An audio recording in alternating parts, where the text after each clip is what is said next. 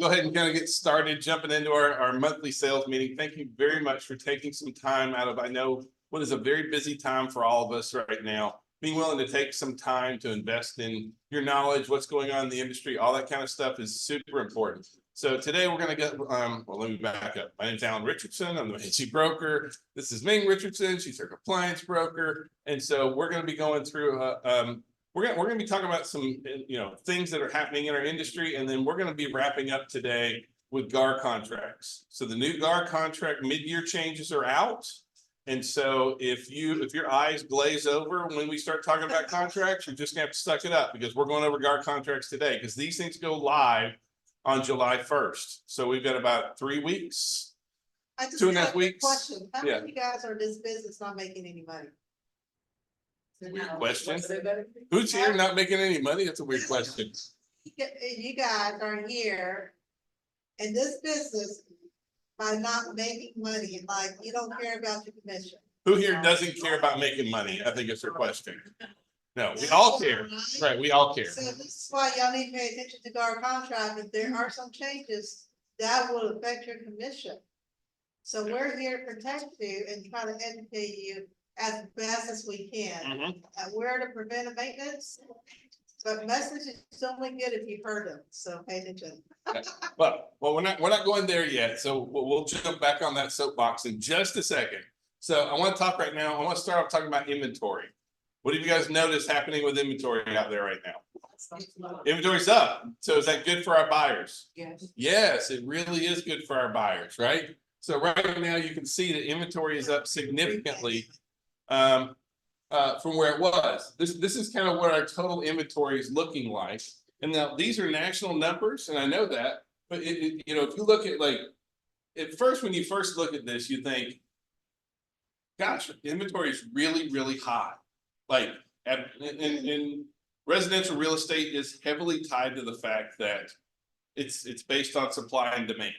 So we have a lot more supply. And so what do you think is going to happen with prices when supply goes up a lot? Prices will moderate, right? However, this is what we look like historically. So yes, we're higher than we've been for the last couple of years, but we are still about 37% lower than we were pre-pandemic. So it doesn't mean that it's not good. It means that we're in a market that's transitioning right now. We're transitioning from a seller's market to a balanced market. It's kind of what we see going on right now.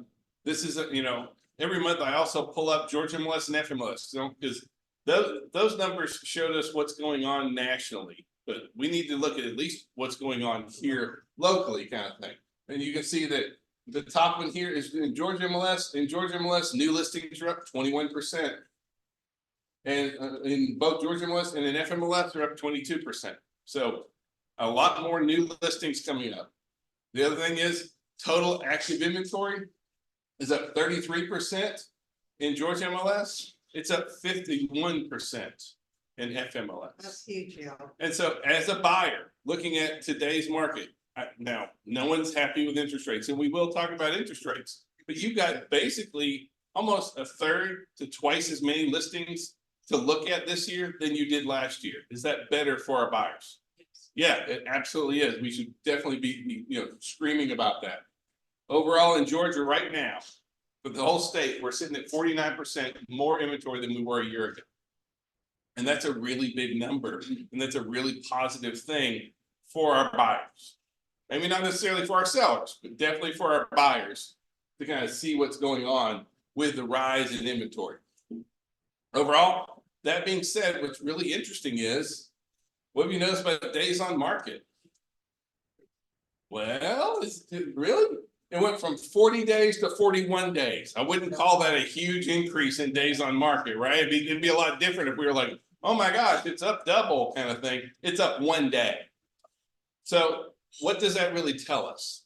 That tells us that, there's still a lot of activity going on.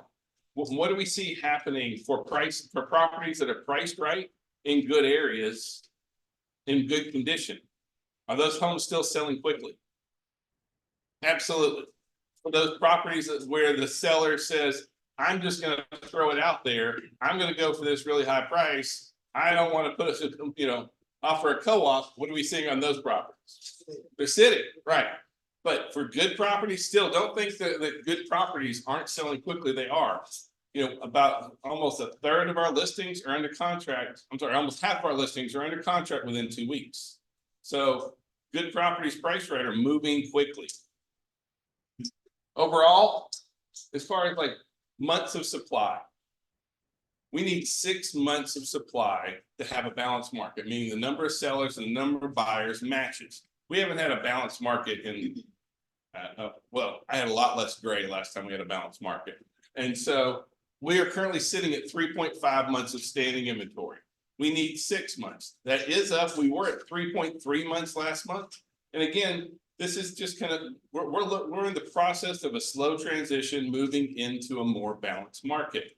And so it doesn't mean that this is only, you know, like you can't sell good at a good price and, you know, that kind of thing. But it does mean that it is favoring a more balanced market. Buyers are not going to be able to ask for everything in the world, but sellers are not going to be able to not negotiate either if they want to sell their home. You know, we're moving into that balanced place. And that's, and honestly, it's a very comfortable place for us to be. When we have balance, it doesn't feel like, you know, the buyer or the seller is kind of getting taken advantage of kind of thing. We start moving into, or we're moving heavily into a balanced market. That's what we're looking at right now. Now, why are new listings up? Couple of different things going on with that. So a lot of it is, everyone said, I'm not going to sell until interest rates go back to 4. Well, everybody else, right?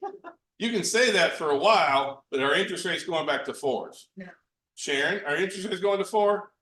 What? Our interest rates going to 4? Yeah. Not just no, hell no. Right, they're not going back to 4. And our consumers, our sellers, and our buyers all coming to the realization that this is the new norm. Yes, that's what. And even though you might say, I don't want to sell until it's 4, I don't want to buy until it's 4. Life happens. We make babies, we get married, we get divorced, we retire, we get promotions. Life still happens. And so we're seeing a massive influx of new listings coming up.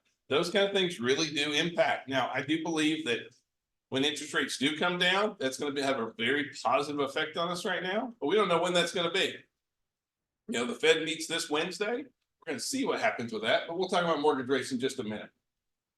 So overall, even though I showed you all this rising inventory, right? We have a lot of rising inventory. What's still happening with pricing? Well, in Georgia MLS, prices are up 3%. In FMLS, they're up 3.9.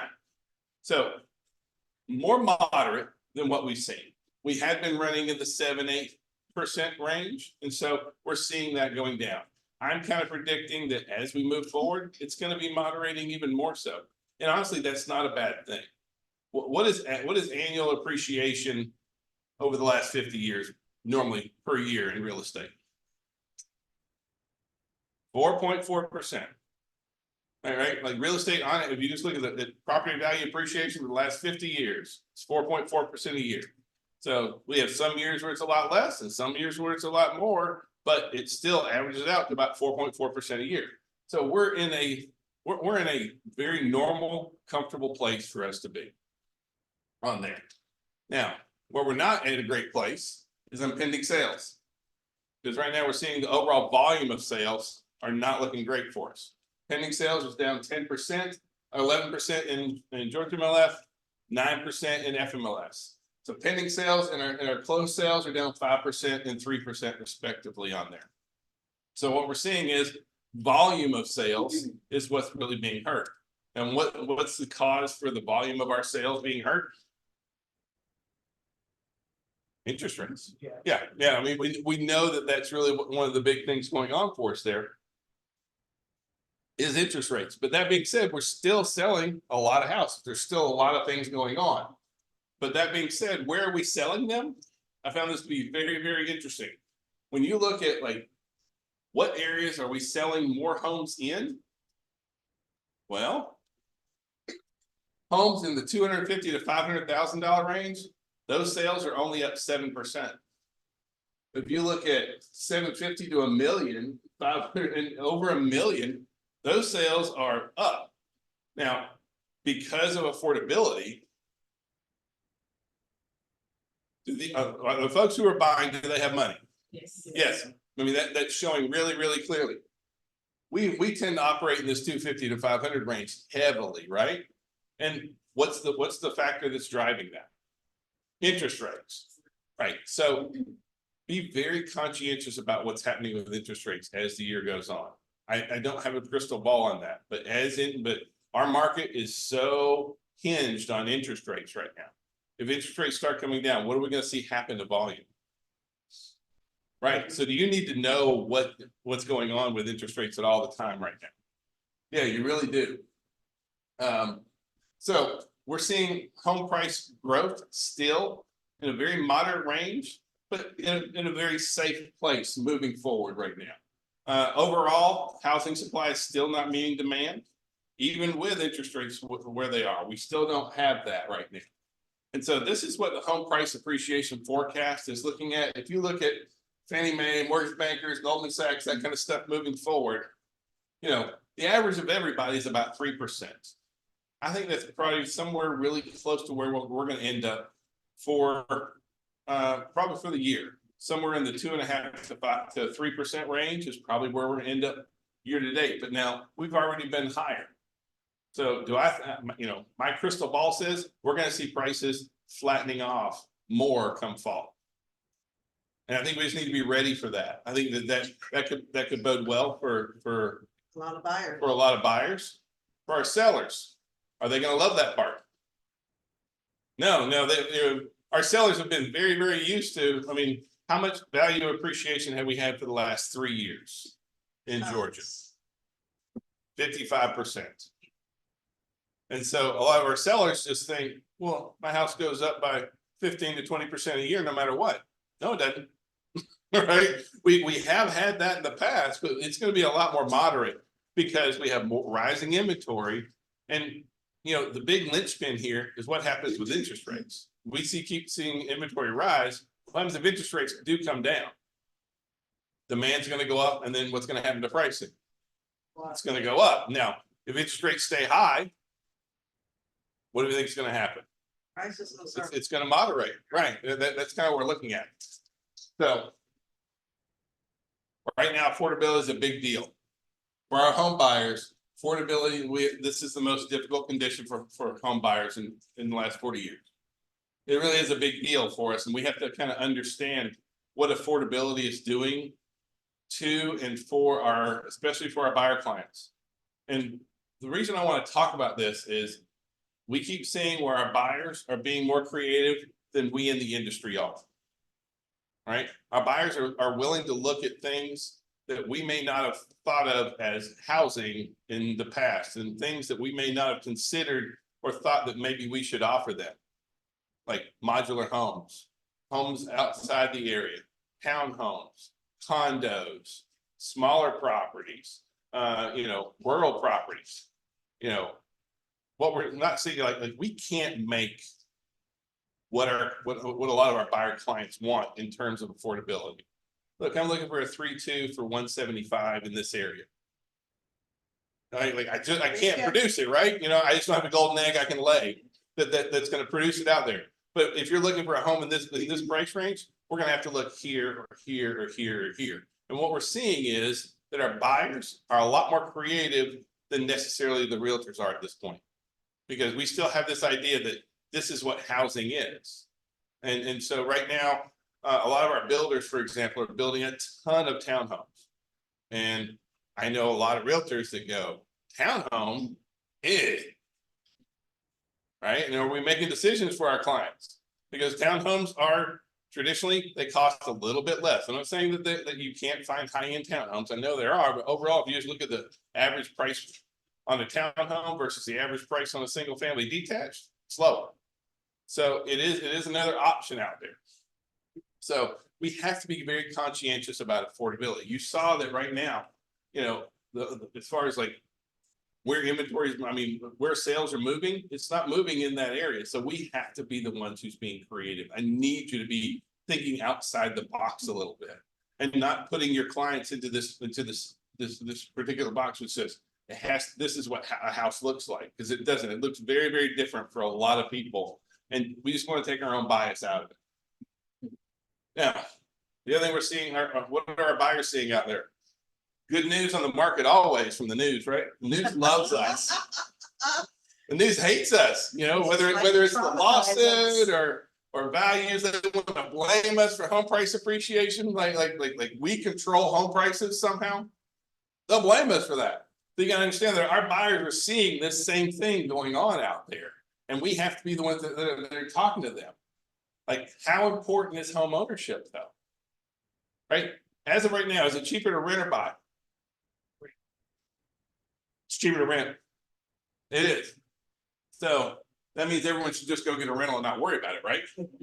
No, but we have to understand that there is an emotional value of home ownership. Like, what's the number one reason why people want to own a home? Because they want it. I know that sounds like a horrible answer, but it's true, right? People just have an innate desire to own their own home. You know, 89% say that, you know, the idea of owning a home brings emotional fulfillment on there. 67 would prefer to own a home for the sense of permanence and feeling like just stability that it provides. You know, it gives people the ability to have long-term choices about their financial future in there.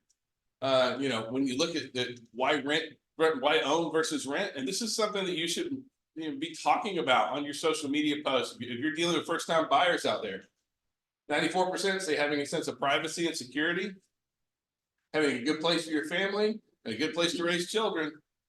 That's why, I mean, those are big factors why we choose owning a home.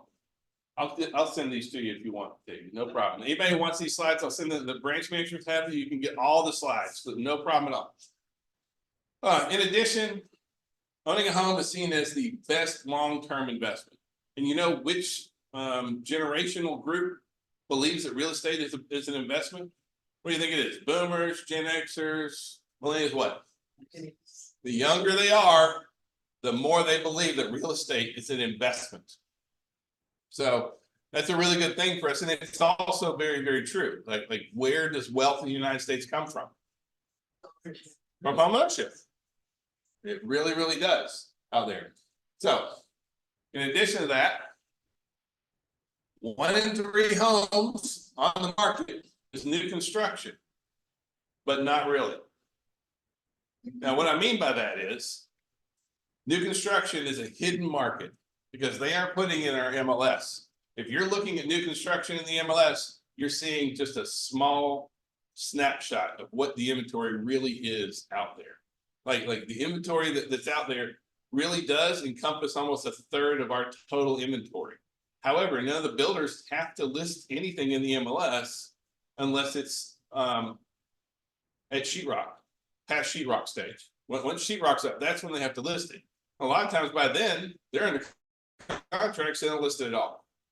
So if you're not out there engaging and looking at the new construction places, I mean, talking with the new construction agents and going to those new construction neighborhoods, you're missing out on being able to offer 1/3 of the inventory that we have to your clients. So yes, we do have rising inventory. We also have rising new construction inventory out there. Now, what other benefits do we have in the new construction area though? What do a lot of our new construction builders also offer?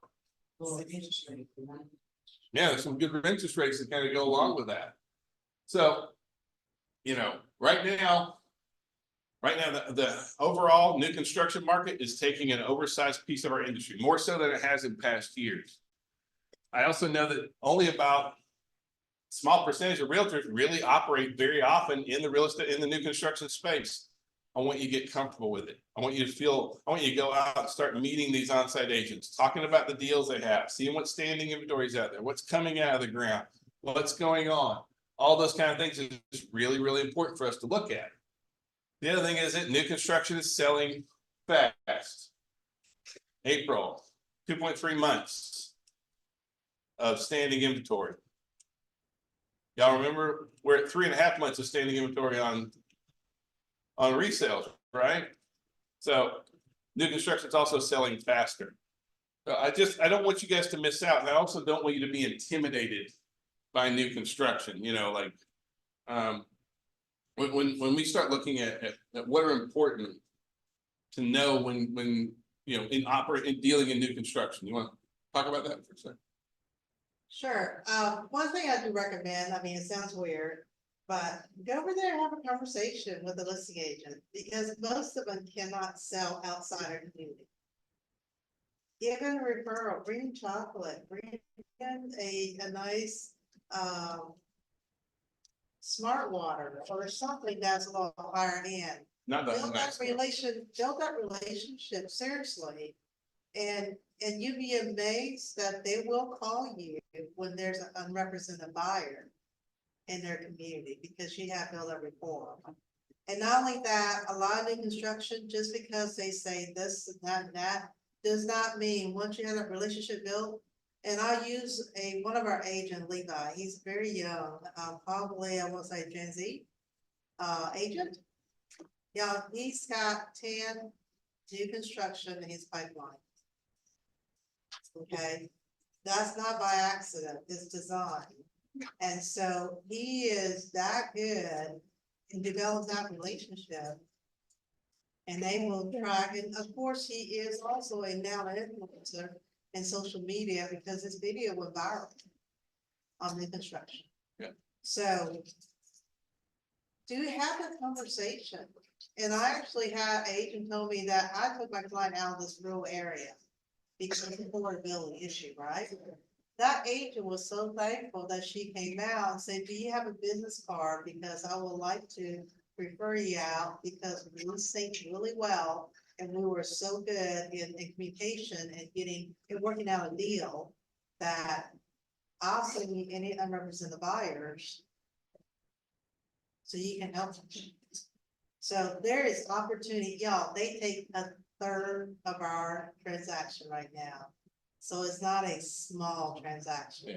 Third of the inventory is out there. Now, you also have to make sure that you're ready to operate in that space. Like, are we gonna use their lender? Yes. Sorry, Sharon. Yeah, you're using their lender, Oh, right? yeah. Yeah. Are we using their closing attorneys? Yeah. Yes. Do they want us to get a home inspection? No. No, but are we going to anyway? Yes. Yes, we are, right? Because that's different. Just because the county's inspecting does not mean that it's been inspected by a home inspector. We've seen that so many times. My favorite is when the home inspector went out and put water down all the drains and all the ceilings started flooded, because they put all the pipes together, they didn't glue any of them. And so you find things like that, not every builder is that way, and I'm not saying that, but you do want to make sure you're still doing home inspections. You want to make sure that you know, a lot of your builders don't want you to go and do to you know, blue tape or do the final walkthrough. They don't want you there for that. Won't allow you there for that. So what do? Have a consultation with. You go the day before. You go in before with your client. Exactly. So, but I mean, that's what I mean by you have to be comfortable operating in this space, and you have to be ready to kind of jump in and not be afraid of it, because it is a big piece of our market that if you're not comfortable, get comfortable, get the company, you know, like get the education that you need, and just go out and start meeting folks. You can't dig it out on the MLS though. You've actually got to go old school, jump in your car and go meet these folks. So. And also you get a better feeling what kind of product they're presenting. And so when you have a buyer consultation, understand what your buyer's parameters are, you can kind of match those subdivision mentally on what their needs are.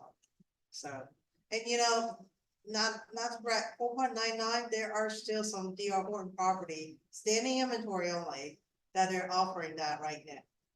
Okay, so at 4.99, I can afford a 400,000. At 7%, I can afford 325. That's the difference. That's how you have to look at the numbers. So, well, one thing we keep talking about is what's going on with mortgage rates. And you know, just to kind of back up, you know, our mortgage rates are tied to the 10-year treasury. But the 10-year treasury is you know, what guides the 10-year treasury? Inflation. It really is inflation driven. And so we saw, you know, especially earlier this year, we saw inflation going boom, boom, boom, boom, boom, boom, boom. and then it just stopped somewhere in that 3 to 4% range. We had been, it was 8, 9, it went way down, but do y'all know what the Fed's target is for inflation? 2%. And so they're not, and so how the Fed regulates the economy, they feel like, okay, the economy's doing too well. Let's throw some cold water on it. So they raise the federal funds rate, which in turn affects the 10-year treasury, which is where we see 30-year mortgage rates. Now, the Fed is actually meeting tomorrow. And no one is really expecting them to drop rates this time. If they do drop rates, then they're still calling for 2 to 3 more drops as the year goes by.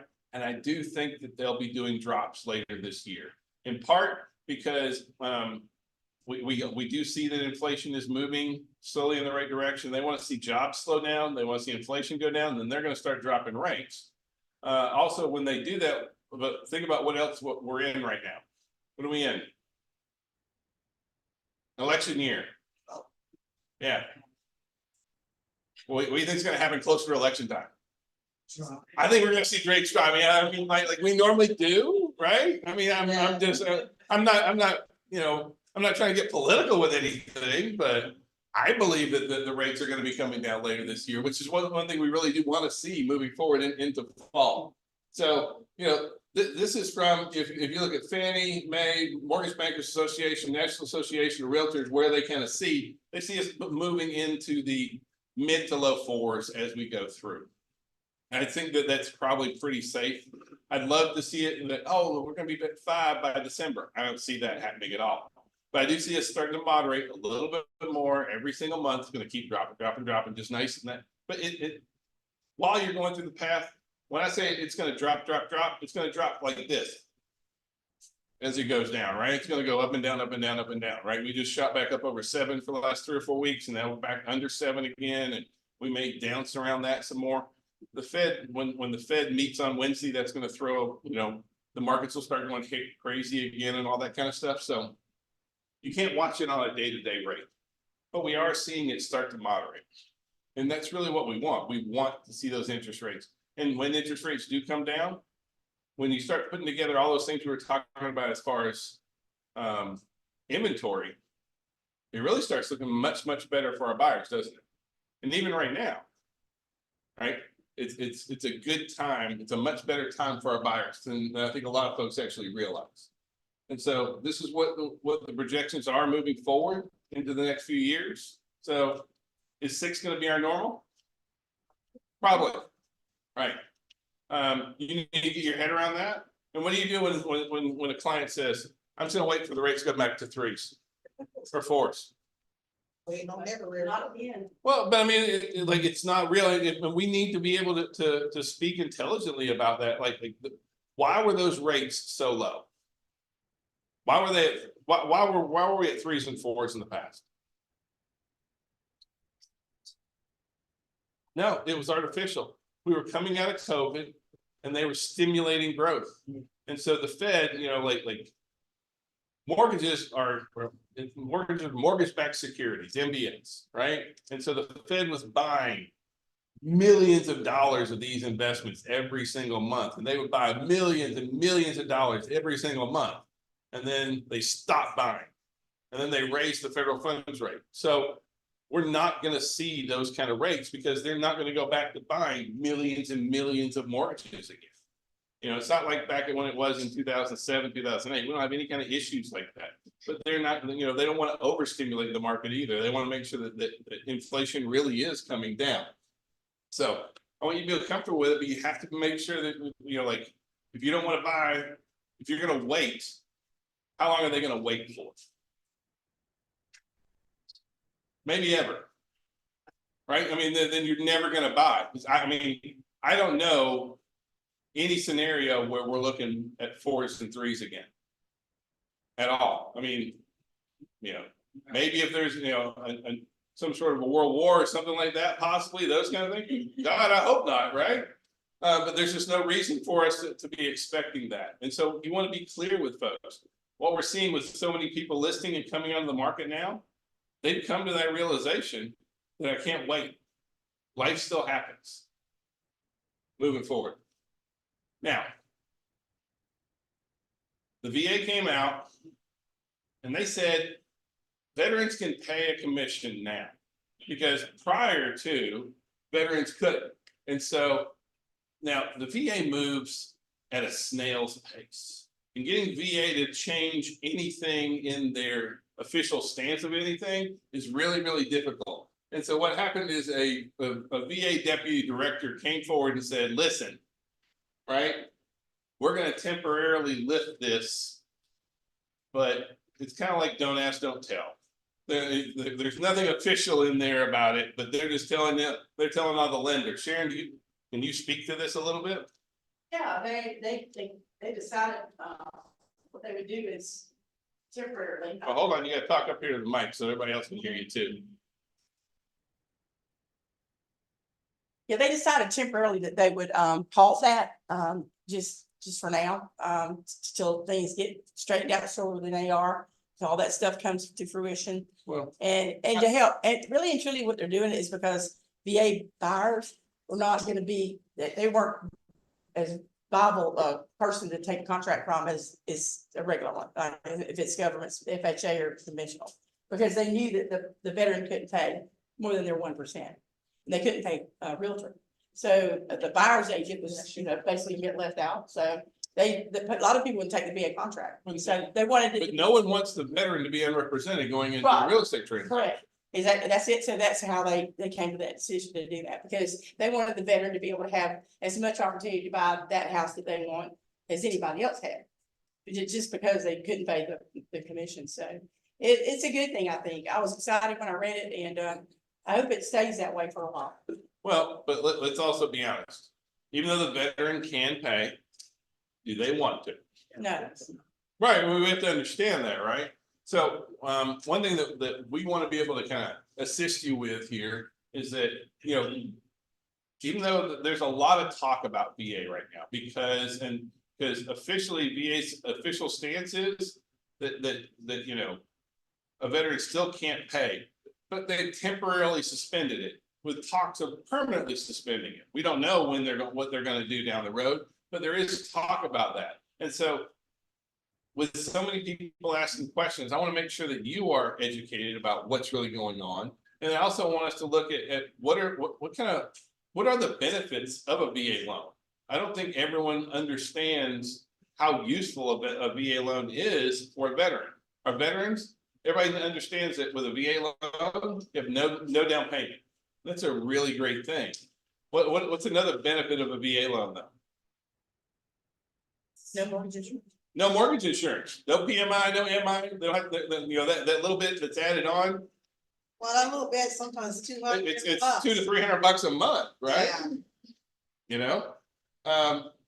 What about credit scores? What do they gotta have? You really realistically 620. 620, right? They say 580, but 580, the rates become difficult. It's harder to get them approved. They have to go through manual underwriting. There's a lot of problems with And it. it's So, expensive. so really 620 is gonna be kind of be their benchmark that they're really kind of going for.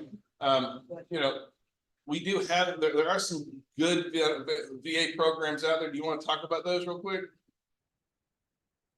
VA support, like, Well, I mean, like talk about the like what kind of properties can they buy? oh, they can buy any properties. They can do condos, townhomes, single family homes, 2 to 4 units, just like you can FHA.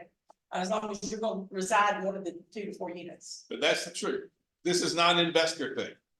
Mm-mm. You're not gonna buy investment property with a VA loan. No, it has to be primary, it has to be primary. Right. Now we have VA renovation, so we can do renovation loans on VA loans. So like a 203K? How Yeah. much is renovation? How much can it go up to? Well, there is no limit on VA. It's all about what their entitlement is. That's what it's based on. Yes. Yeah. On Exactly. the average, what's the low end entitlement that you see? Just out of curiosity. What's the minimum? Well, it depends on what they were in the military. Right. Like It's how an many years they E1 is gonna have a lot less than say, Yeah. yeah. It's just like, Or- right. Well, yeah. I mean, a general's gonna be able to borrow a lot A more lot than a more than private. captain or. Yeah. But the funding fee, with VA, the funding fee, you're talking about the funding fee, she's handed those out, y'all, some of y'all may already have with us, because I give them out in classes sometimes. but that is the new funding fee, limits for, VA. And that's what they charge for, and it gives you the criteria why it's less than 5%. It's 2.15, and it may be different on there. I don't know about that, but, let's see, 5% or more, 1.5. But they lowered it.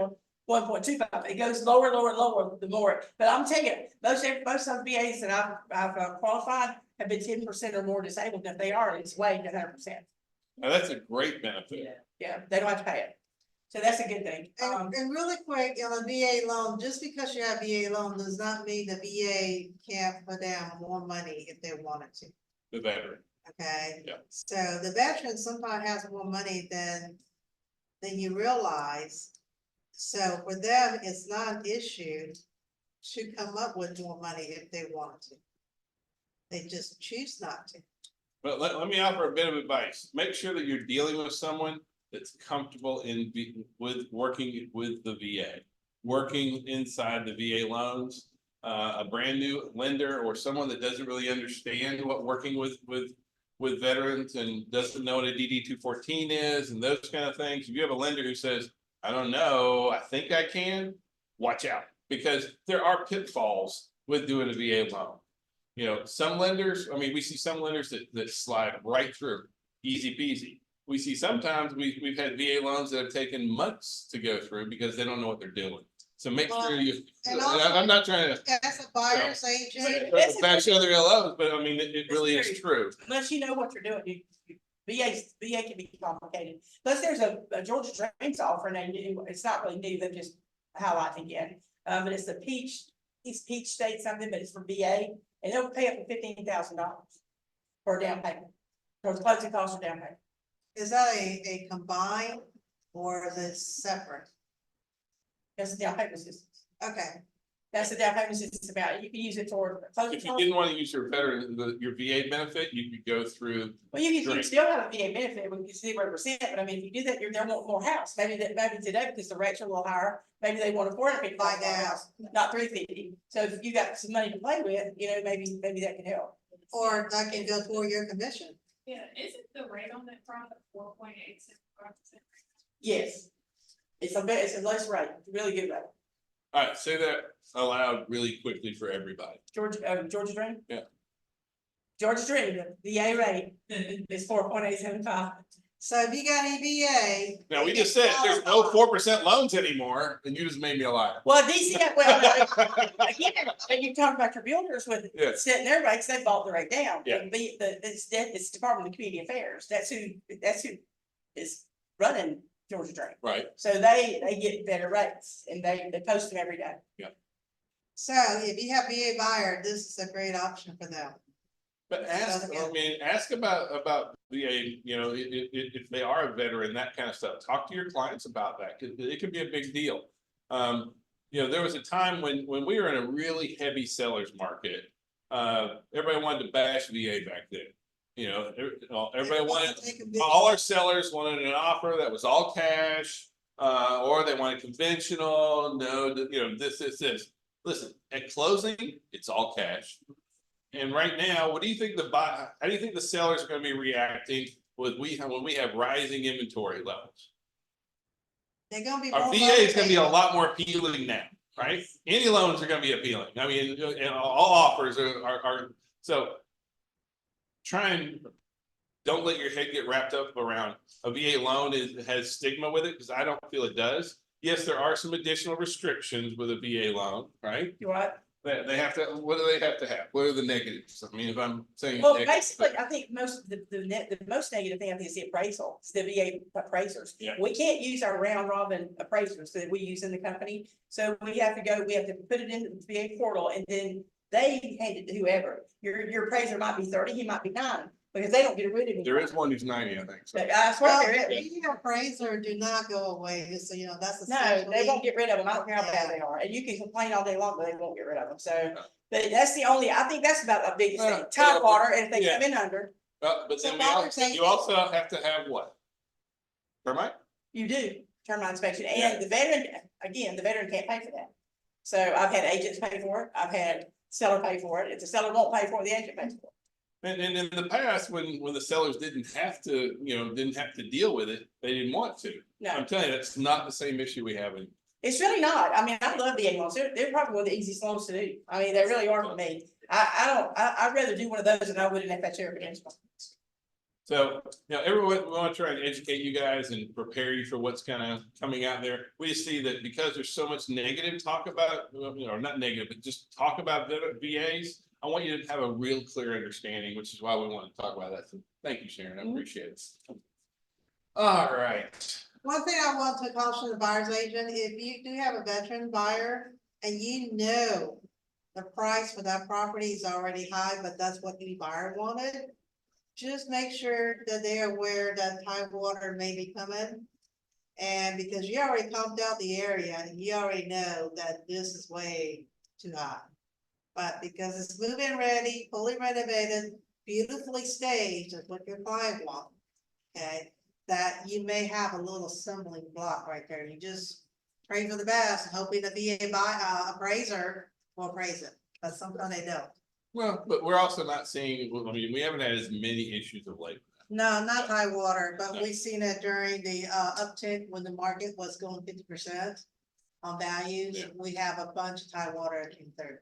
Well, if you can get some good comps other than what they've got, then you can pick something that's actually comparable. They'll turn it around. If it's not comparable to their comps, they're not gonna. Right, and this is about, knowing your market too and knowing what to comp out as well. All right. Now, we talked earlier about making sure you got your head screwed on because we're gonna get into the nitty gritty. So we're gonna jump into GAR mid-year changes. And so, first of all, if you go in, so just your normal forms, you're not gonna find them. These things will not drop until July 1st. Now, if you want to see these same forms, go to the GAR website, plug in your NERDS ID, and you can look at the forms, but you can't access them, use them, nothing like that. On July 1st, all these things are going to go into effect. Now, some of these changes are just our normal mid-year changes, but a lot of these are dealing with the fallout from the NAR lawsuit. And just in speaking about the NAR lawsuit, that whole thing goes into effect August 17th right now.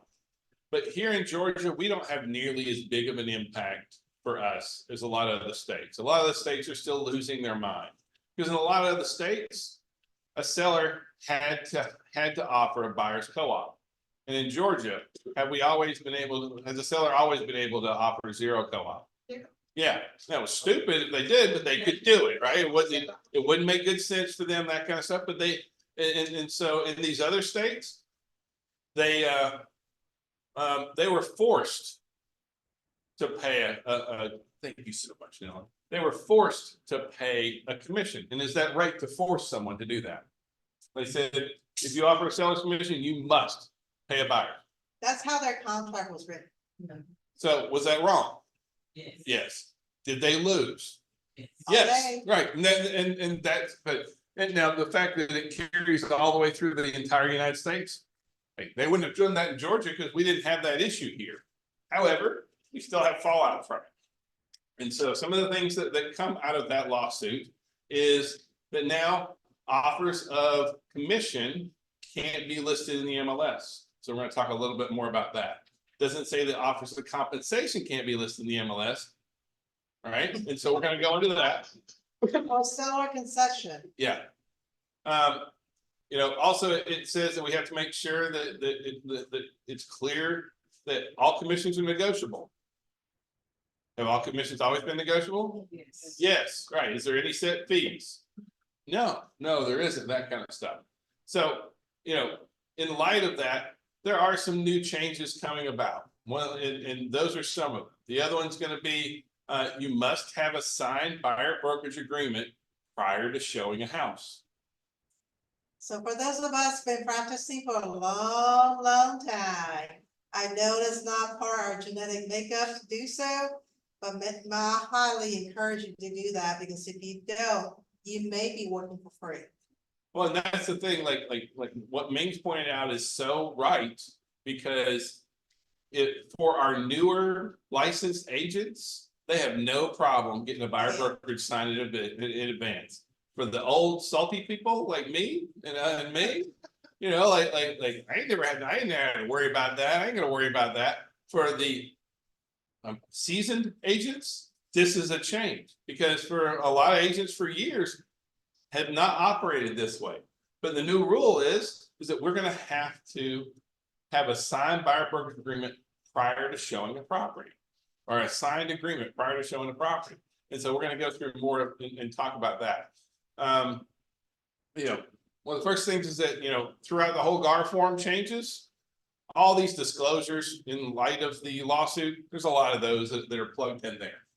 You'll also notice that there's new language in all the GAR form. It So the says word the commission. Yeah, it's now compensation. Yeah. Because for me, compensation meaning I have worked for my earning.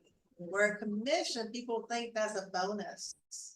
Okay, so we're changing the mindset of the people out there, the general public, to let them know, this is what I do to earn my keep. This is my compensation. Compensation for professional services. That's exactly, so throughout all the contracts now, it's gonna either say compensation for professional services or just simply compensation on it. As also added protected periods to all the customer agreements now have a protection period built into them. They are still as good as they were before, meaning that, you know, it's just there to keep honest people honest. But they have been added there. Just a client, that property, and they were a customer, not a client. That protection period for that particular property still stand. This helps you from a customer trying to circumvent you 3 months down the road or within 3 months.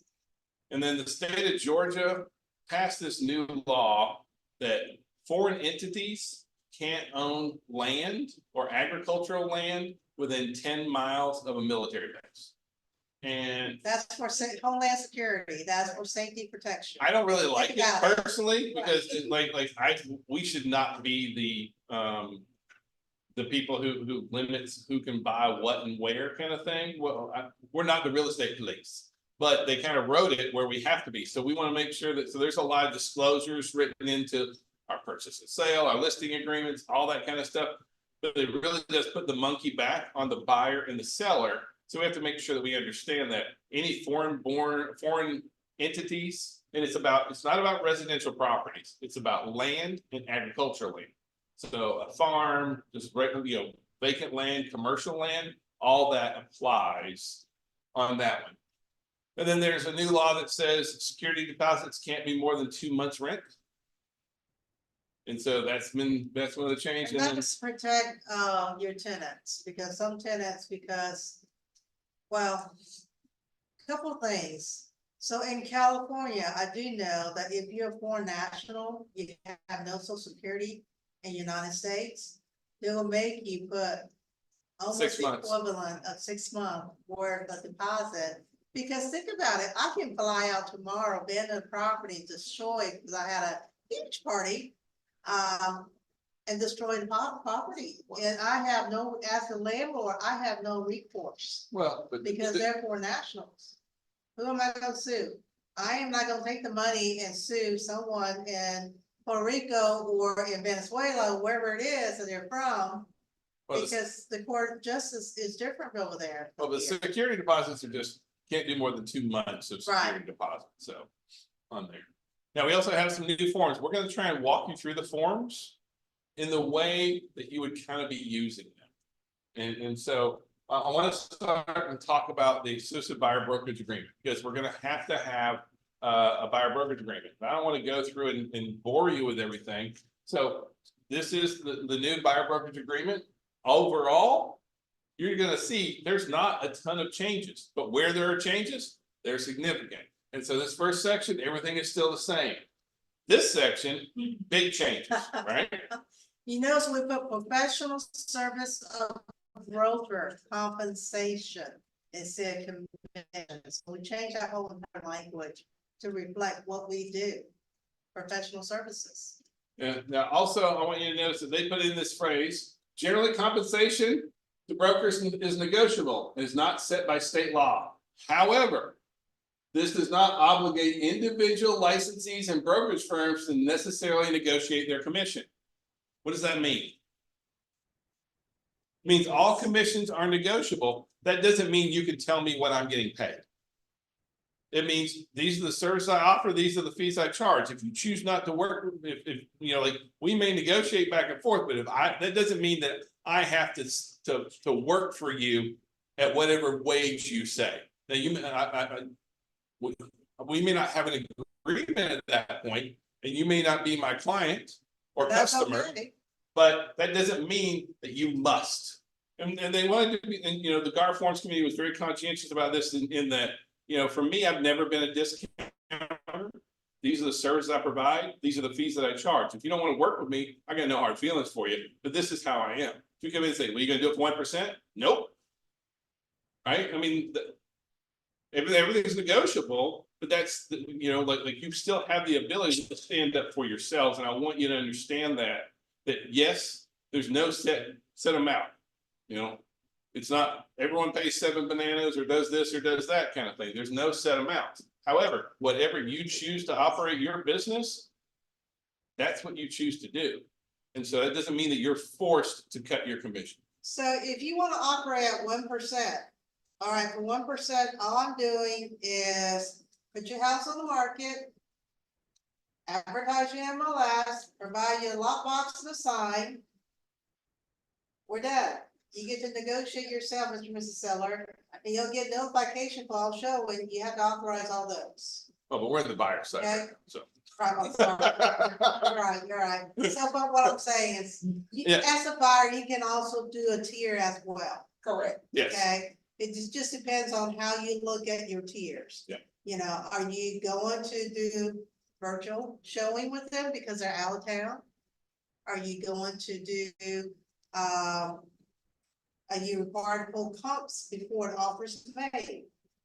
You know, there's certain level services. Inspector, am I gonna provide inspector to you? Am I gonna do all these things on the checklist that buyer would normally have as a consultant to you for my 3%?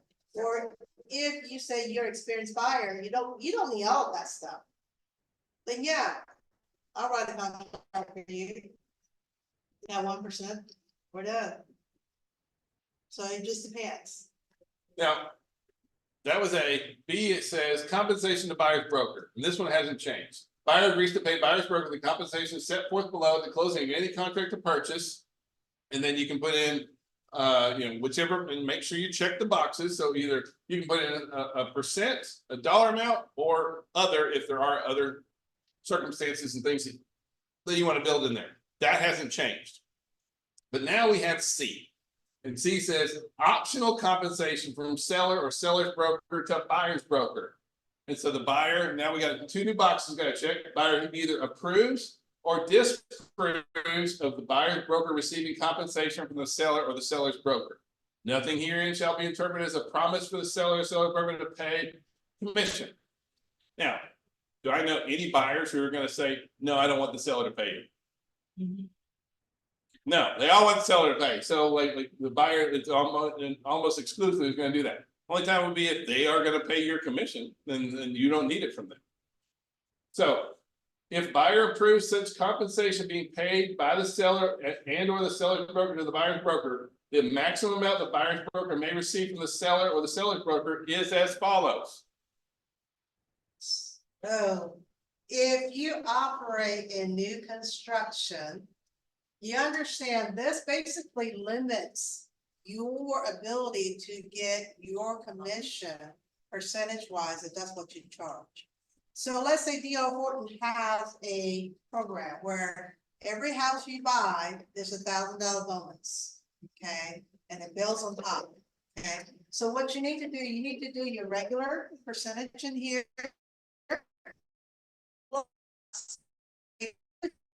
Reflects the potential bonus.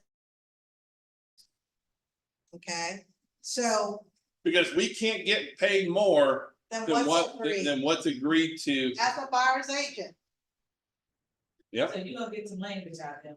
Yes, ma'am. Yes, we are. Actually, I'm gonna do this whole entire form and I'm gonna put in red, and then I'm also put explanation box in there while we do it and what we're doing.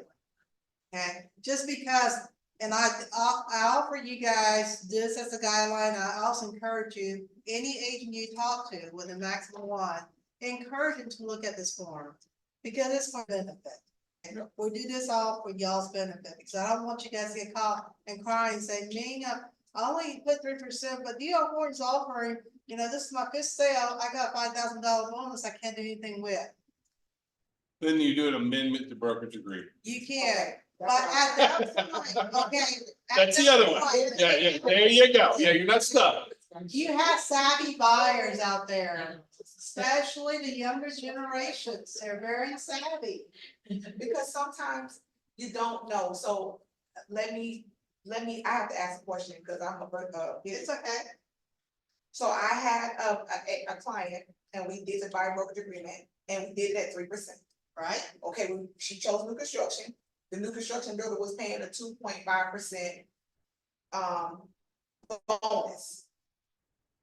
On top of 3%. Yes, so how would I have put that? So you would put an amendment to brokerage agreement, or you can do a blanket statement, okay? It just can't be vague Right. and that, and So up to, See, I would just up check to, other- check other and say, the language I will propose to use is something to the effect, all party agree bonus may be offered, and this bonus cannot exceed total 10%. Oh, yeah, I like that.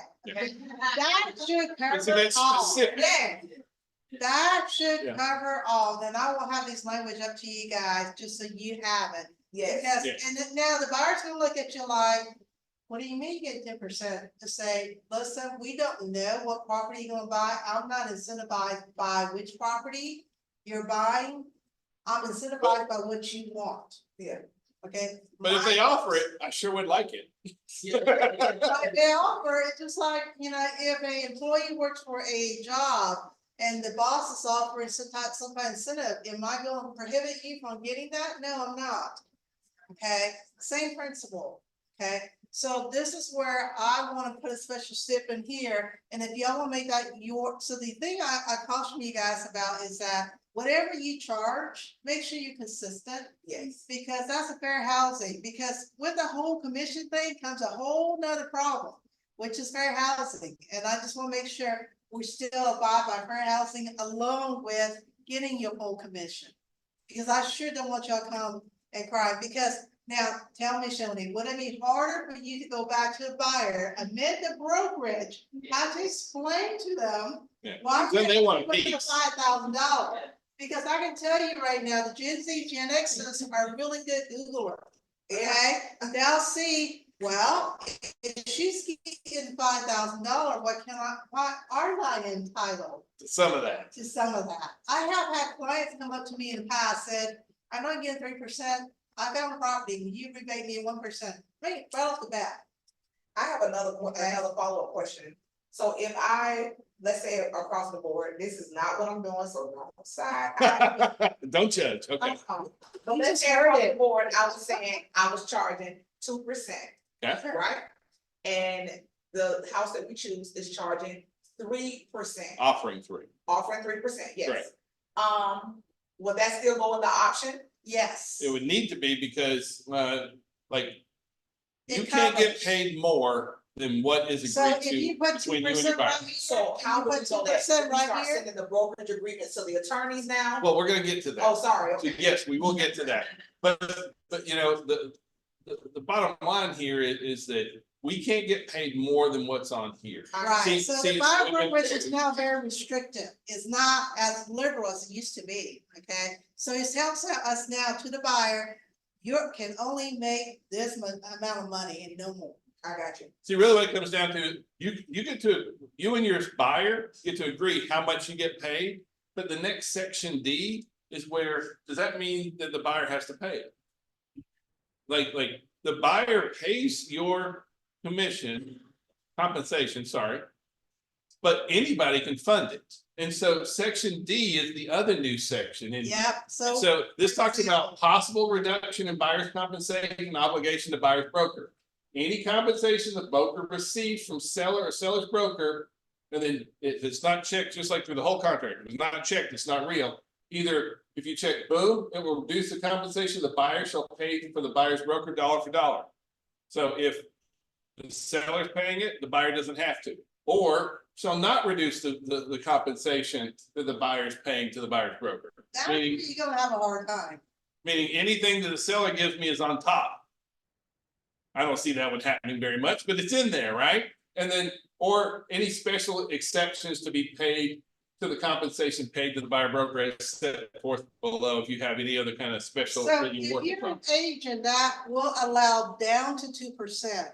That's where it goes. Okay, you put 3 up here because that's your standard, but you will tolerate down to 2%, and that's the box. Okay, so this avoid multiple brokerage engagement. What? Well, I don't want you to discount yourself. I really don't. Right. You can amend it, but I do not recommend that you say down to 2. I just Well, don't recommend it. It's like, well, that's what I will do. So once again, I'm this sorry. is your practice. Alan doesn't recommend it, neither do I. but If this you, is if you're the telling a buyer, box. I'm willing to take 2, are they gonna pay you 3? No, okay, so I mean, I'm not trying to be mean. Yes, that's what you do. I don't know anyone that would do it. I don't recommend you do it, that kind of thing. Yeah. But, okay, so if we go through this scenario and you're charging your 3%, seller isn't paying, let's say they're paying 2.5%, the buyer has agreed. We get to closing and this buyer does not have that extra Then 0.5%. you amend your brokerage agreement, or you can rebate back your buyer the 0.5%. Yeah. Those are 2 options. Yeah. Once again, this was a forethought for somebody that wants to make it standard. Okay. That I'll accept no less than 2%, buyer, you have to suck it up after that. But do we recommend it? No, we don't. Because this is gonna put you at a disadvantage. Now, this goes for both the exclusive buyer brokerage agreement as well as the non-exclusive buyer brokerage. So in there, it also, it explains the buyer's compensation for the obligation of purchasing real property. They owe you money. Like they're still obligated to pay. That's spelled out in there as well, just in the new language for it. And then that's the disclaimer that we were talking about as far as, and what it really says is restrictions on non-resident aliens acquisition of possessory interest in agriculture land or land within a 10-mile radius of a military base, military installation, or military airport. We don't have a lot of that. Homeland security, just so Yeah. we're protecting our asset, with a 10-mile radius. I don't think we should be doing this at all, but we're stuck with it, so we gotta deal with it, right? Well, I mean, if you look at it, it's 10-mile drive with them. But here's what I want you to understand is this is on the buyer side. And so the disclaimer basically says, Mr. Buyer, it's on to you to know. I'm letting you know you shouldn't buy in this area. Be conscientious if you are operating inside a military space and you are, but this is only for land. Land agriculture, Yeah, and land either way. yeah. So. But if you're dealing around any kind of military station, military base, and you're dealing with land, that's where this is gonna kick in. I don't see it being a huge impact. To make it, you have military there. Every They year, have you to know. be a little more aware. Like here, we have the Dove Air Force Base. Dobbins, yeah, we have Yeah. several kind of things. So, Yeah, so you just gotta be very conscientious. Yeah. All right, so that was our buyers. Let's look at the exclusive seller brokerage agreement. And so just like with the other one, not a ton of changes. Right? Until You get to the. details. until we get to the money, all right? And anytime that, so we're right in the compensation section of the listing agreement, right? And so same law, I mean, same rule up here, compensation of brokers negotiable. Now, this is where we have a lot of new choices. Maybe not a lot of new choices, but this is where things are different because they wanted to make it to where our sellers our sellers could decouple the commissions from the listing agent. And so what I mean by that is the way the new laws, I mean, the new forms are. First thing is seller agrees to pay seller's broker the following compensation of any contract to sell. And it could be, check that and it's 9%, 50 bananas, whatever kind of thing, as before. Now, under section C, this is where it gets interesting and where you're gonna have to have conversations with your sellers, right? Because First one says, optional compensation of buyer's broker. Seller hereby approves the following compensation, if any, being paid to the buyer's broker by either the seller. In addition to that, or the seller's broker. So this matters. If you put 3% up here. And you put 3% down here, you're working for free. Well, if it's being offered by the seller's broker, Right. you weren't. But if they want to pay it directly to the buyer's agent, see, it used to be, I paid you 5, You you split, kept 2.5, you shared 2.5. Well, now you can keep 5 and share 2.5, or I can give you 2.5 and I can give you 2.5. Does correct. that make sense? So it's. Say that again. Okay, Okay. In the past, up here, we have 6%, right? And then we share 3%. Yes. Now, if you only have 6% up here, if you check this box right here, it says seller's broker. Then that 3%, whatever this percentage is. Comes out of comes that. Your money. Okay, but. if that says 3 up there, And you now put it's being offered. 3% here, and you say seller brokers compensate, then you get 0, Hold on, okay? you're, Well, no, let me finish, please. All right, so. knew this was gonna happen. So, I knew it. the other thing is that if you put 3% here, but if you check the box, that seller is paying. Okay, and you put 2%, that means that there's a 2% co-op commission. So which box you check is very Matters. important, Matters big because time. it's gonna reflect this right here, the top part, your commission. Whether or not you're splitting your commission, or if the seller is providing the additional commission. So if you have a up there. Here, and you check seller broker pay, then you're splitting it. Right. Because the seller broker 6%. Okay, and you're splitting 3%. But if you put 3% up here and 3% here where the seller is paid, then you're 3% with the seller's protected. Now, the buyer agent will receive a compensation directly from the seller, not the broker, not the listing broker or selling broker, from their percentage. That makes sense? Are y'all following that? It could be either way. Yes. So the box checking is What? very important. In the past, y'all just check whatever box comes first. It makes a difference, y'all, because when Martin and I read this stuff, we're like, are you doing this for free? Well, Did you read it? we also have to be ready because there's a third box Yep, to make your life that much more challenging. All right. So either it can be paid by the seller, or it can be paid by the seller's broker, or the seller's broker as set forth in the other section. And that's this new box down here, which if you check that box, it says, if seller's offer of compensation to buyer's broker is conditional, what are those conditions? So seller will pay 3% for a full price offer. Collier has a Seller will question. seller will only pay commission 1% if by a listing agent has to show property. That's what you put in there. Hey, Collier has a question really quick. Well, but yeah, So we'll talk about that. hold on. Hold on. The first one is, because Gar came up with, instead of 1 form, now we have 3 forms on commission. Yeah, So we'll go over that in a minute. we have so many forms to go over. That's why I'm trying to keep us moving. And I know we got lots of questions. I know we got story time. We don't have time for story. I'm trying to show you what's coming out on here. Yeah. So again, it could be the seller pays you and then the seller pays the buyer's agent, or the seller pays you and you share.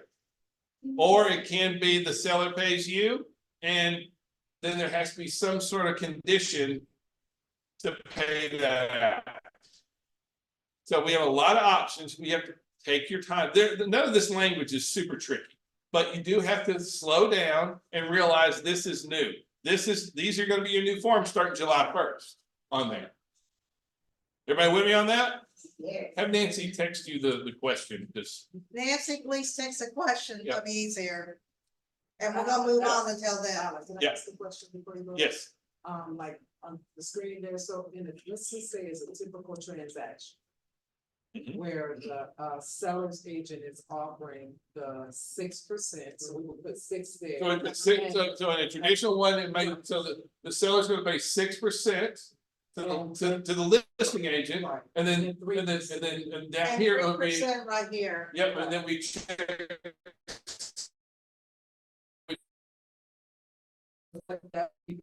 That would be just like it was. Just like it is right Yes. now. Yeah. And if it was no other thing, nothing else offering, we would just wait. That's it. Okay.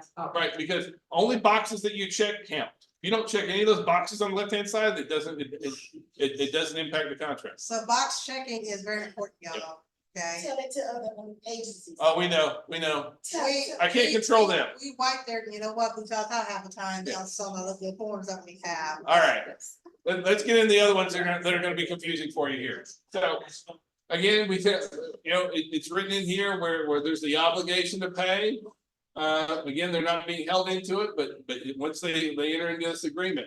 Same disclosure that we have, but now this is on the listing side. So this language puts knowledge of this listing of like if this seller is offering this property, it's on the seller to know that we can't sell that. And so same kind of thing, right? They push Is the screen not shared because they're saying they want to look at the form, it's confusing what you're pointing at. So obviously the screen's not being shared. the screen is being shared. Conyers, are we not getting our screen shared? Because the screen's being shared and the form's online. I can see it on their screen, so. Okay. All right. We will Again, put if the you wanna box- see these documents, go to GAR, plug in your NARS ID, and then you can download and look at the forms, they have the same disclosure things written across them and all the others. We will have this back in the back of reference section, payments pipeline, either under listing or buyer. But Yeah. like our contracts I'll have to say by classes are this week. starting tomorrow. We have one in Noonan tomorrow where we're gonna be going over these things. So we're gonna be having a ton more contracts classes over the next few weeks and next few months. Trying to make sure that you guys are prepared. We're here to give you a brief overview today. So, all right. Last thing is on the exclusive seller brokerage agreement. They added this new line, it says if a licensee is signing this agreement on behalf of the broker, licensee warrants that they have full authority to sign this agreement. And so you all do, okay? Because Not every yeah. broker has, it depends on what a particular broker's stance is, but you have the ability to do that. Yes. So now we just did the exclusive seller listing agreement, right? What if your seller doesn't want to offer a buyer's co-op? Well, I mean, and the reason I want to talk about it, I want to talk about this from a contractual point of view, right? And so, can we force a seller to offer a buyer's co-op? No, but if they're going to do that, you have to understand, there are no unrepresented buyers. Now, you'll be as a listing agent, you would then be forced into, I'll represent my seller as a client, but I'm gonna have to have a customer agreement form for that buyer. Because whether you like it or not, if you're writing that up, that's gonna be a customer agreement form, and you're gonna be representing them as a customer. So no more blank on the other side unless it's truly, well, you're for sale by owner, you're representing the for sale by owner as a customer. Yep. Because you got an authorization showing listed property. You also have to make sure that we understand, like if you're gonna take a listing with no co-op. Well, it's not because your seller is your client, the buyer is your customer. But that being said, that doesn't mean that it doesn't come with added liability. We also have to be very clear about what do we do that's different for a customer than what we do for a client. Do I tell my customers, here's the lender you should use. You should go get this home inspector. You should go, no, No, I mean, we answer questions, well, you know, those kind of things. So the thing, the difference between customer and client is customer, you do minuscule act. We request you to write something up as minister, what do you call it? Ministerial acts. Ministerial, okay, so, but you cannot give real estate advice, like, oh, based on the inspection, you really need to get an HVAC checked out. That's a client relationship. So that's the difference, is that the question has to be directed by the customer for you to answer it honestly. Okay? Client, you actually given your advice, your expertise based on the situation. All I'm saying is be careful if you list a property with zero co-op, you also have to look at. You are gonna be, whether you like it or not, you're gonna be in a customer relationship with those folks. Are you willing to do that for free? Because you just said, okay, the seller's not gonna pay. That buyer may, you're representing them as a customer. They may not be able to pay, so are you gonna work for free? You've gotta have, and so we're moving into a place where you have to have conversations about compensation. You know, the agreement to work with buyer as a customer, you're gonna have to have that filled out. Because there are no unrepresented buyers. And You guys need to make sure this is filled out simultaneously when you write a contract. Okay, don't wait until after the fact. Because we all know how difficult it is to get a client or customer sign something after the purchase and sale has. Fine. So this is. Oh. That's good. Yeah. Sorry. Yep. And then, quick question, so I know a lot of mentees wind up posting houses for mentors, so. Or other people, so that happens if the mentee is not in relation with the seller, there, well, I guess technically, well. If an unrepresented person walks in. And honestly, open houses is a bit of a gray area that we're still exploring right now. We still got until August 17th to actually come up with exactly what we're doing. From a listing agent's point of view, you know, it's for the benefit of the seller, I can hold open houses all day. But if you're doing it to try and attract buyers, then we have to have some sort of an agreement. We're working on that. We don't have it yet. We don't have to have it until August 17th. So we are looking at that though. And once we have that figured out, we're definitely going to share, but we got a couple of months to go. I think part of the question, the reason I know this intimately, because she and I have gone back and forth on it. What she's asking too, that do we have basically sub-agency? Okay, we don't. So what happened is if your mentee is not within the same firm and same brokerages, the advertisement has to be right. Because you can't say hosted by James Smith ABC company, but is actually listed by us or co-hosted. Okay, you have for advertising rule, you have to have the proper language. Not only that, you also have to have the broker permission for them even to advertise that. Okay, because we don't practice sub-agency, but for an event, the broker may allow it. Okay, but at the same time, you also as an agent need to have a referral form with that agent that's not within the firm, but it's one of your mentees. To have some type of referral form, so they know exactly, there's a unrepresented buyer come in, you as a listing agent who had this open house is getting credit for that referral. Okay? So that's a little bit more. I know, let's go. All right, so the agreement to work with the buyer as a customer on here. Same thing as we saw on the exclusive buyer brokerage agreement. Compensation to the buyer's broker, optional compensation, possible reduction. Exact same language. But now it's as a customer. So no, all I'm saying is it's the same thing as we've already covered in there. One thing that I want to strongly recommend for you, inside our paperless pipeline, you're gonna see we have this list in here, and these are all professional services. If you're representing a buyer as a customer, can you say, I mean, are you supposed to recommend home inspection No, of this, or that, or this? But what you can do is say, for this address here, these are all this. I choose to get a Georgia Wood Infestation Report. I choose to have the property inspected. I choose to yes, no, yes, no, yes, no, yes, no, yes, no. I think I'm worried about litigation down the road for listing agents.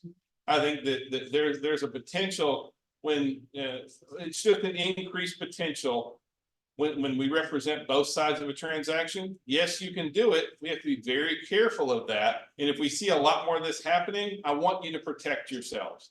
So by having them go through and say, I choose to have this done, I choose to have this done, I choose to have this done. I can provide you with a list of 3 or 4 of each one of these vendors, and you get to pick one. But what we don't want to have happen, I'm trying to protect you from is 6 months after they buy a house, this buyer that was a customer comes back and says, I didn't get a radon inspection. You didn't tell me I was supposed to. And you knew this house had radon, but you represented the seller. And now I'm going to take you to court. I'm trying to avoid that. Whereas if they come in here and they say, look, we said, you know, we gave you the choice to choose which of these that you chose to do. You did not initial it. This is additional protection, layer of protection for you. So if you are going to if you are going to represent a buyer as a customer, please use this form in conjunction with it. I'm not revised on a little bit, just because we are not supposed to give them brokerage expertise because we don't represent them. So I may revise the wording just a little. Well, we may revise the wording some, but understand the whole idea here is I want to protect you as much as possible. I want to protect you and us from, because they're going to sue you and me. So let's avoid that from the very beginning. Here's what I'm really trying to get to is let's stay out of court. I also am trying to make sure that I don't want to misrepresent a buyer either in that scenario. Unrepresented buyers have a historically high percentage that never close. I'd like to actually, if you're working with a seller, you want to list and sell the property. So And when y'all send a customer agreement form, please go ahead and send out all the brochures to them like a regular buyer. This is called CYA, cover your asset, okay? they all have the brochures in them now. Yeah. Yep. Make sure that they have those. If they choose not to read it, that's a prerogative. Yep. Right? So, All right, so now let's move over to the purchase and sale. And you know what's changed in the purchase and sale? Almost nothing. Right. Like the first few pages are completely good. All there is now, there's a paragraph which talks about compensation to brokers. It talks about in under default, under remedies to buyer, and now says that the buyer can pursue other remedies available law that was never there before. It was just being able to do that. right. And then there is a new line added for those folks. If your client is looking to assign a sale, it says it can't be done without written prior agreements signed by the seller. So a buyer cannot assign a property unless it's agreed to in advance. So they On don't there? want the seller to be at disadvantage. Yes. Or present a offer that's different from what they thought was a cash offer. So our purchase and sale has changed very, very little. Now, the big question is, what about commission? What are compensation? I'm sorry, what about compensation? What are we gonna do about compensation? You have 4 options when it comes to compensation. So one that we are recommending is to cut and paste and use special SIP 620. Don't use 619 anymore because there are no VA limitations. But special stipulation 620 basically says buyer hereby requests and seller hereby agrees to pay buyer's broker at closing the following compensation for professional services. And then dollar amount, purchase price, whatever it may be. Noting also, nothing herein shall be interpreted as a request to alter, modify, the change the commission received by the seller's broker, if any. But they didn't want to make it, they didn't make a separate section talking about compensation as part of the purchase and sale. Because we have multiple options to look at. One is that you can use the special stip. And that's the one where, you know, it's really clear, it's right up front. Okay? And we like this one the best. Well, actually, let me rephrase that, because there are other options and it depends. So like, what if, and we're gonna see where a lot more listing agents are gonna be sharing the instructions to closing attorney as part of their documents. Why would they do that? Avoid a question from the buyer's agent. Right, because Go on. immediately it says, this is the compensation paid by the seller's broker, paid by, you know, shared by the seller's broker with the buyer's broker, paid to the seller by the buyer's broker. I mean, like, it lays it all out, who's paying what and where, and it's uploaded. If that is already there, they're offering 2.5 and 2.5. Do you have an agreement that says 2.5? Do you have to write that special stipulation in? No, because we already have that. Quick caveat, make sure you download that and include that in the contract that you, along with the purchase and sale. Is everybody with me? Yes. Okay, And with that, you might wanna add, like, for example, if sellers only paid 2.5, the agreement's 3. On the second page of this, you can't rebate 0.5% back to the buyer. So I just want you to know that. well, but It's most of the the time, same. this is only signed by the seller. On there, and so. They did add this section in here, about further directions to the closing attorney in here. Which says, you know, this is the, you know, any kind of rebates and additional amounts being paid in there. And then you still have your special stipulation amount, but these will be done in advance by the seller, by the seller's agent and the seller, and they should be in the document section. We're gonna have to start digging a little bit differently, right? Because offers of compensation will be there, but do you know if it says 6%, does that mean 6% to you? Does that mean 3% towards closing costs?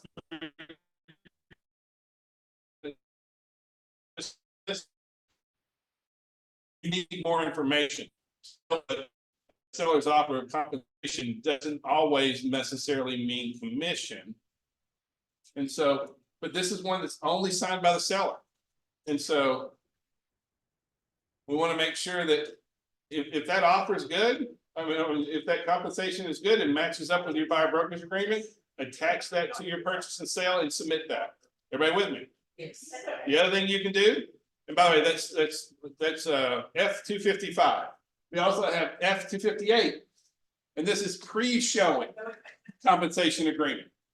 And so this is something, if they don't have something listed, before you even show the property, you fill this out, which says basically, I want to show your property and I want to make sure I'm getting paid. And so this is compensation being offered to the buyer's broker, and then you'll either check, it's either going to be paid by the seller's broker out of the compensation, or by the seller and seller's broker set forth in the other section. I would always recommend from seller's broker out of the compensation section.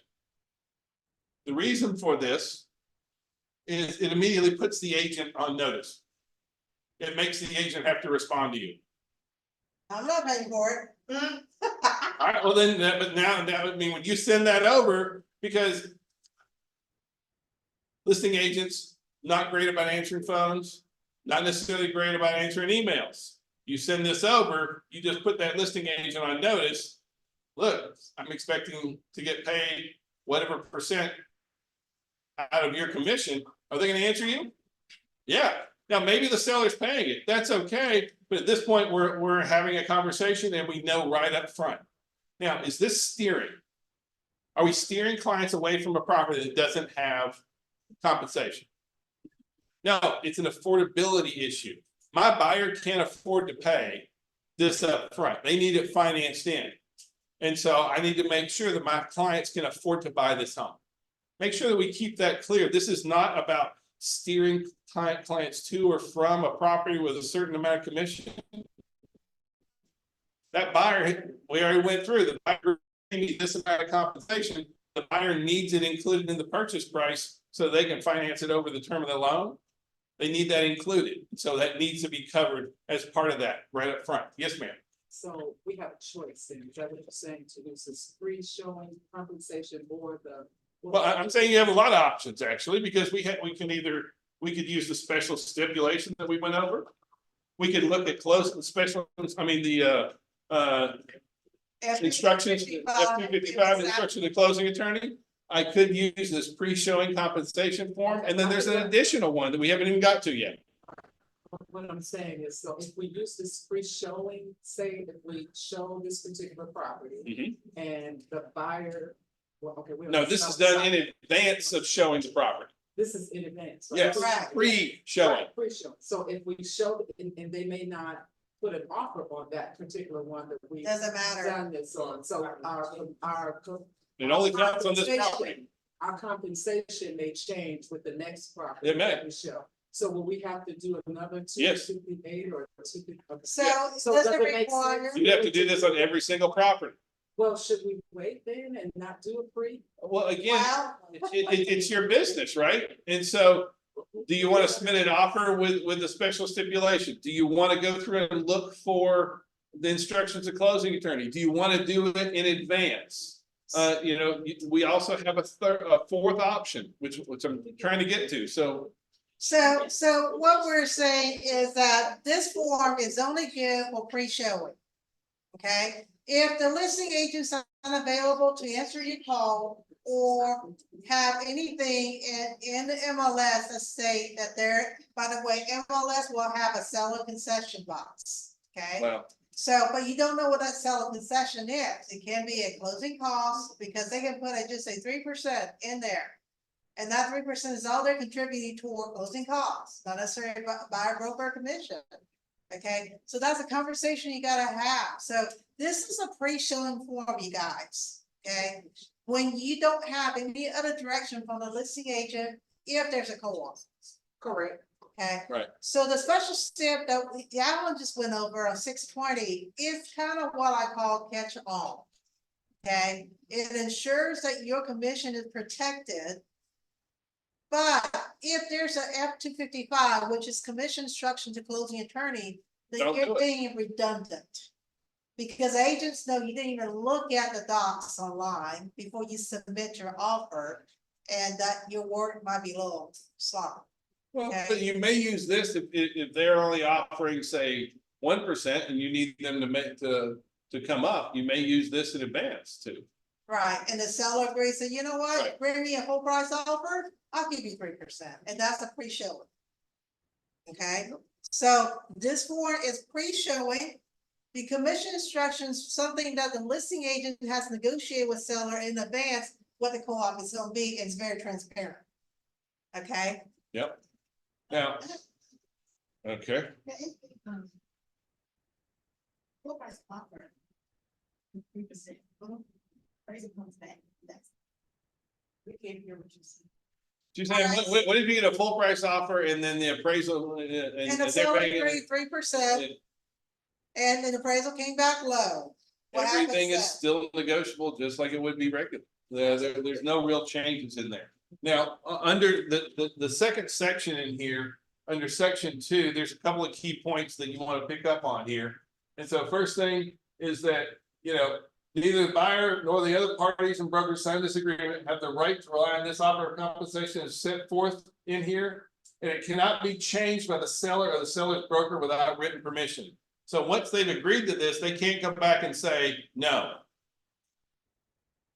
So I send this over, this pre-shown form, you agree to pay me 7 3%, bananas. right. It doesn't matter if you say, well, I don't want to now. Correct. This is. Right? Now, also it says that the buyer broker has a previous agreement.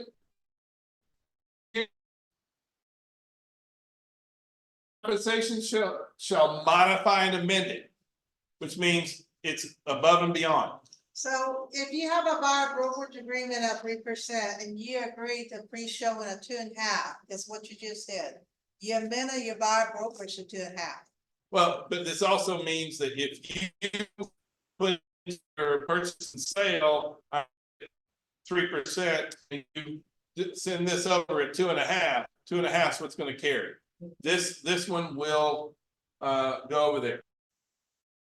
Also says if the compensation being offered by buyer's broker is more than the buyer broker is permitted to accept, then that's gonna go down. So regardless of anything on any of these forms, if your buyer brokerage agreement says you're gonna get 2.5, that's all you're getting. Even if this thing says 3, you're not gonna get 3 unless you amend your brokerage agreement. I know, It's all very sorts of little restrictive, caveats in here. But unfortunately, due to the lawsuit, everything has to be transparent. Right. Correct. So now we went through and we said, we got our purchase and sale, and we could do a special step 620.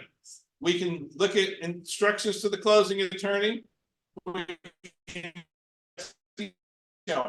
or do F59. This is a new form. This is a new form, and we're not in love with this one personally, but we have it out here. And it basically says a lot of the same things as before. You know, the compensation of the underside brokers for professional brokerage services provided in the brokerage transaction shall be paid for the following party. Compensation of the buyer broker, it shall be paid by, selling broker shall be paid by, just like several of the others. So if you have a compensation from the seller for 2%, the buyer's paying the other one, that's where you can put it. Here's my concern, well, I got a couple of concerns with this form, right? So this is supposed to be the end all be all. If this form is in there, this form like supersedes everything before it. So F258 was the biggie, now F259 is where the buck stops. However, here's the challenge, and here's what one of the big worries I have with this form is that you submit an offer with F259 attached to it. If they sign F59, What is That's it. that? yeah, what is that? Do you have a binding contract? It's a counter offer. And So so please do not bind. we're confusing folks. Yeah. So let me just kind of explain. I send over a purchase and sale, and I send over F259. F259 says that you're gonna pay me the 3%. 3% for, The seller is. the seller's gonna pay the buyer broker 3%. The seller signs the purchase and sale, does not sign this amendment, this exhibit. What happens then? What do? On all other exhibits, they're attached. On this one, it has to be signed to be binding. So if you accept that where the seller signed off on the purchase and sale, but didn't sign on this, and you move forward with that, you just agreed not to get paid. What's it? What? What we want to caution you guys about when you send a purchase and sale over, this form is not signed. It's considered a counter offer. So please don't bind a counter offer unless you agree to all the terms, which is excluding form 259, because the seller did not sign off on it. It does matter because it concerns your money. It's 259. Yes. This is F259, brokers compensation agreement. We know this, but like already in a lot of conversations online and with agents. I'm just gonna go to use this one. But we also know that a lot of times buyer's agents, some of our buyer's agents are newer. And a lot of times, a lot of our listing agents are more seasoned. I already see where seasoned agents beat newer agents up on contracts. I'm just being honest, right? And so you're a new agent, you get a signed purchase and sale back, you're all excited, and you don't happen to notice that F259 is not signed. And then you send it to your client and it's binding now. What you just agreed to. Yeah, now you're not getting paid. Well, I'm not, but I mean, like, you know,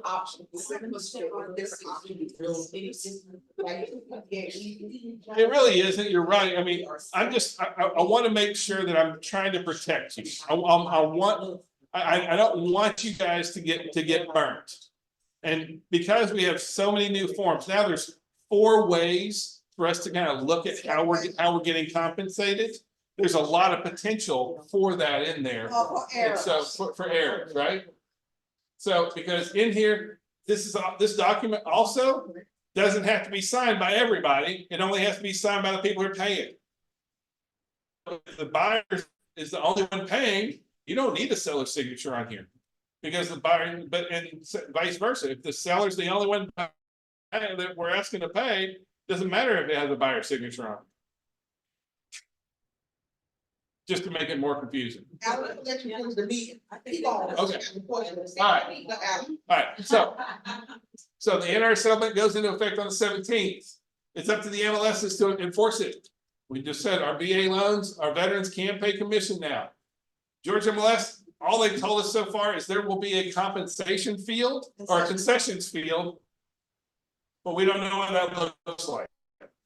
FMLS has told us nothing since March. So last thing we heard from FMLS is they're like, we don't really care. And so last I heard, they weren't planning on making any changes, which means there would still be a commissions form in FMLS or a commissions field in there, but we don't know if that's really where it's going to end up being.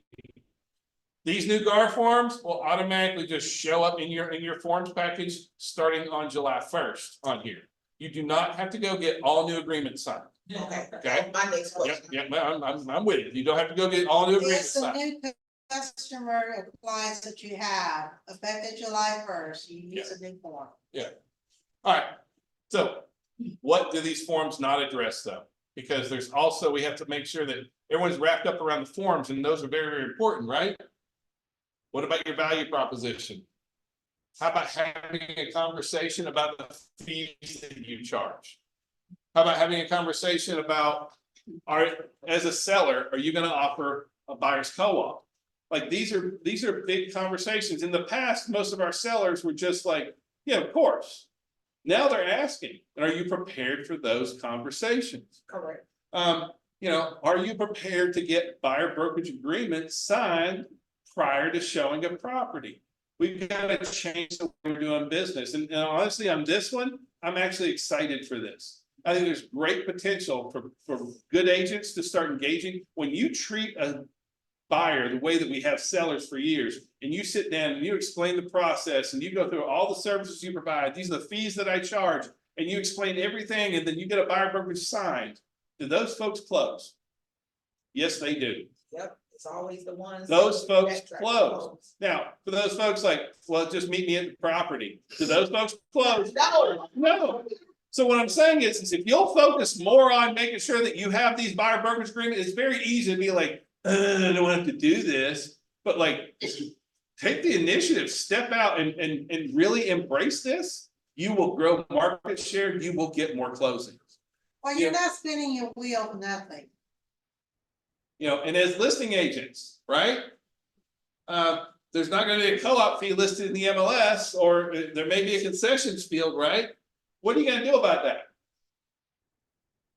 So are you gonna attach it as Form F-255 and instructions to closing attorney? One thing I do advise y'all to pair up with sharing on list support, because list support has an individual landing site for each property. And you can definitely advertise your co-op commission in there. Because you can list it on your website, you can't list other brokerages commissions. Like you couldn't come and say, this house is paying this, but you could do it for in any of your listings, that kind of stuff. Correct. Will we be able to put it into showing time? That's debatable right now. Debatable right now, we don't know, we're looking at that. Can you make a flyer talking about the co-op commission and offer? Yeah. Could you answer your phone? What? Well, I mean, like, that's some crazy talk, but like as listing agents, had you better start answering your phone or your voice? Well, I hate it too, but like it's one of those things. It's very easy to talk about that until you're the listing agent. And then sorry, I'm not picking on you, Shoni, but you know what I'm saying? Like it's very easy to be like, oh, they don't answer their phone, and then all of a sudden, if you haven't gone through and put in, like use F-255, put flyers out, made it easy for these other agents to see, they're gonna blow your phone up. And so these. We have to be looking at that. Want to make sure you are clear about your buyer's Your value proposition. your value proposition as buyers as well as with sellers. Have a presentation.